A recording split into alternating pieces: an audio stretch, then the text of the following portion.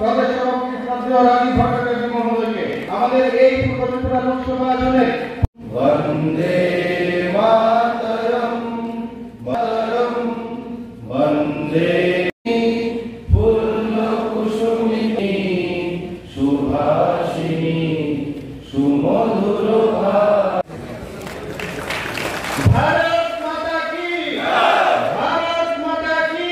করতালির মাধ্যমে স্লোগানের মাধ্যমে ওনাকে স্বাগত জানানোর জন্য রাজ্যের জনপ্রিয় মুখ্যমন্ত্রী লোকসভাকে কেন্দ্র করে আজকে আমাদের দুটি জেলা খোয়াই জেলা এবং ধলাই জেলার যে নির্বাচনী প্রস্তুতি বৈঠকে উপস্থিত থাকবেন জনজাতি মোর্চার প্রদেশ সভাপতি শাসনের মধ্যেই আমাদের সাংগঠনিক প্রস্তুতি বৈঠক শুরু।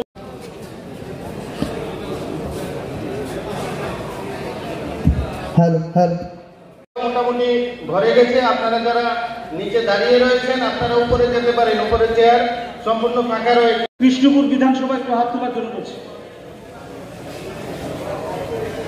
কৃষ্ণপুর বিধানসভা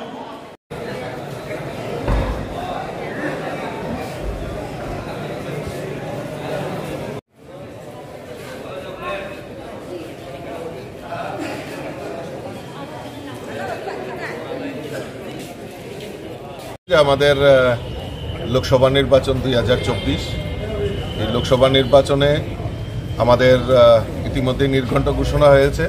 পশ্চিম আসনে 19 এপ্রিল এবং পূর্ব আসনে 26 এপ্রিল নির্বাচনের নির্ঘণ্ট ঘোষণা হয়েছে এবং আমাদের সেই নির্বাচনকে সামনে রেখে প্রস্তুতি এর মধ্যে আমরা মাঠে ঝাঁপিয়ে পড়েছি এবং শুধু আজকে নয়, বিগত 6 মাস ধরেই আমাদের ভারতীয় জনতা পার্টির কার্যকর্তারা বিভিন্ন বুথ স্তর থেকে পৃষ্ঠা প্রমুখ থেকে শুরু করে জেলা লেভেল প্রত্যেক কার্যকর্তা একটাই সংকল্প যে মোদিজিকে আবারও তৃতীয়বারের মতো দেশের প্রধানমন্ত্রী বানাতে হবে এবং আমাদের এই দুটি আসন থেকেই আমরা বিপুল ভোটে জয়যুক্ত করে আমাদের প্রার্থীদেরকে মোদিজির হাতকে শক্তিশালী করার লক্ষ্যে আমরা পাঠাবো এবং পশ্চিম আসনে আমাদের প্রস্তুতি বৈঠক হয়েছে। আজকেও বিশেষভাবে আমাদের এই পূর্ব আসন নিয়ে আমাদের এই ধলাই জেলাতে আমবাসাতে আজকে প্রস্তুতি বৈঠক। দেখুন, আমরা সারা বছরই আমাদের সাংগঠনিক কাজ চলতে থাকে। এমন না শুধু যে নির্বাচন এলে আমাদের সাংগঠনিক তৎপরতা শুরু হয়, সারা বছর থাকে।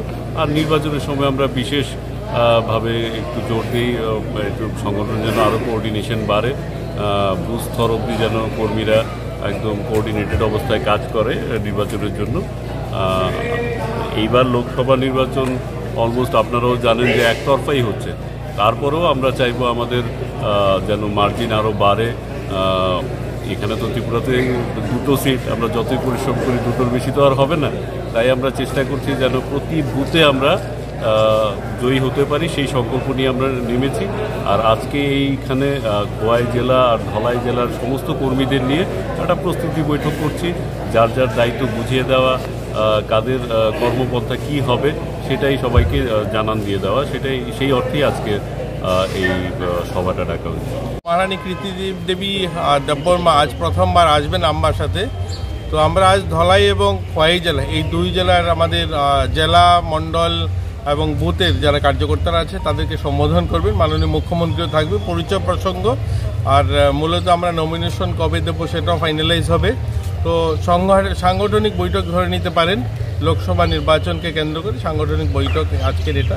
তো কিছুক্ষণের মধ্যেই শুরু হবে বৈঠক। আপনারা আজকের এই বৈঠকে কি মোথার থেকে কোনো নেতৃত্ব থাকবে না এই বৈঠকে? দেখুন, মোথার নেতৃত্ব থাকবে না, আগামীকালকেই ওনাদের সঙ্গে একটা আমাদের জয়েন্ট বৈঠক আছে আগরতলাতে।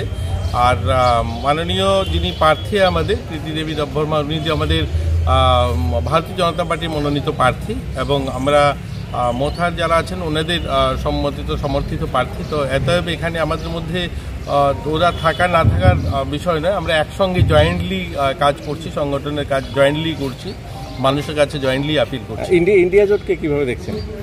আর দেখুন, আজকের দিনে যে স্থিতি গোটা দেশে প্রধানমন্ত্রীর আপকি বার 400 পার, এটাই সফল হবে, এটাই এই লক্ষ্যে আমরা এগোচ্ছি আর এটাই সার্থক হবে।